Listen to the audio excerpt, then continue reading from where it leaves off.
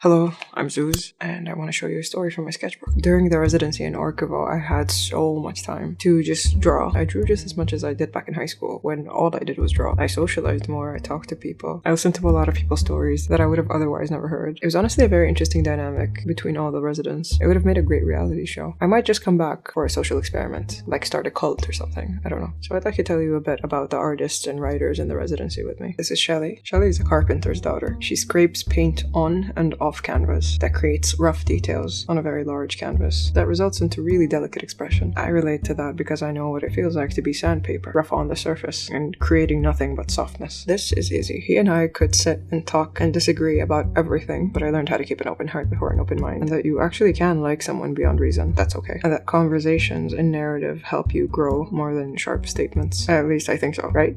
I don't know. This is Phoebe and Rosie. They became friends during the residency. They honestly gave the best critiques, and they kept my sense of humor company. This is Rochelle. She's a pretty cool live painter and a gigantic nerd. At the end of the residency, she ripped up her last self-portrait and gave it away to each resident, which is awfully touching. This is Boyana. She's one of the most colorful humans I've ever met. Her color as a human being is in competition with her canvas. It's spectacular. Boyana hates the fact that I have schedules, and she keeps telling me to live the moment. But don't you see? That's what the schedules are for. I'm avoiding the moment. This is Alfred. He's an incredible artist. His instinctive knowledge of font and text culture is astounding. His effortless sense of humor is inspirational, and I hope we can hang out again. Our first encounter was on the train, and it was unforgettable to me. And I had no idea that it was mutual. It's so sweet. This is Kevin. Everybody's moved by quiet, sensitive, kind Kevin, who kept all of his paintings behind as a gift to the chateau, which has become part of the permanent collection to the new small gallery that they have. This is Lori. Her paintings are pretty cool, but her progression and self-discovery during the residency is even cooler. This is Karina. Karina's a previous artist in residence, and then she returned to work with the chateau, managing, assisting, and just lassoing artists. She's so much fun, and her art is just as sweet and somehow as attentive as her. It feels like it could listen to you. This is Nicola, possibly the funniest person on the residency. Her pun game is gold medal Olympian level puns. She makes documentaries about baby elephants, and she also documented so much about the people in the residency, painted and written in detail to the T. Such an impressive human altogether. This is Eileen. She is an Ikebana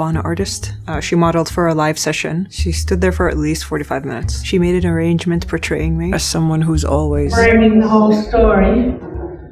I'm not going to be able to talk about everyone, but I have to talk about Caitlin. This is Caitlin. Caitlin is honestly the biggest reason why I look back on this residency fondly. We connected on things that I only connect with my close circle of friends back home. Over mean jokes, TV, niche, popomo, theory, and criticism. Fish that was thought to be extinct. She's actually a new addition to my very small list of friends. We had to leave the chateau quite abruptly. Looking back, I think that was the only way to leave it. 2 buses and a train back to Paris. Said goodbye to everyone gradually. What's important is that I've come to notice a lot of things about myself. I've come to see that I've honed my skills as a storyteller in a way that makes me proud of where I've come in life, especially considering the fact that I was a very quiet child, as in very, very quiet. I mean really quiet. I mean sometimes people forgot that I was in the room, and I think because of that I have grown up to try to learn how to be social. So noticing people's behaviors, what motivates them, how they work, what makes them tick in general. I've become really good at impressions and establishing social patterns, telling stories. But the process of growing up has just been a series of collecting stories, chasing stories that I didn't really pay attention. But I've honed my skills in a way that can make it a bit harmful. I know my words could be a bit sharp, and I can corner someone with language, and I can tell a story like a train crashes into a room. I think it's all because I've grown up into someone who tries to tell every story, every possible story, maybe as a way to control narrative. That's when I realized that I haven't really trusted anyone to tell my story on my behalf. And sometimes it just happens on its own if you let go, by letting people tell stories around you, about their experiences even. They reflect yours. It's just patterns. Just as it's good to look at yourself out of context, it's really good to look at home from far away. I went around Europe for a while. I did stand-up in Berlin, visited a new city, met up with some old friends. I did a lot of traveling, did more moving than sitting still, collecting stories and fast forward, drinking narrative in double speed. I made more maps.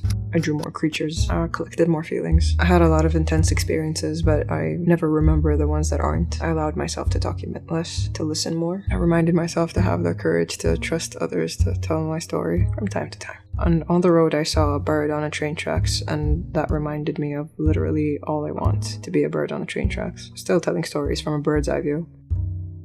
Yeah, that's it.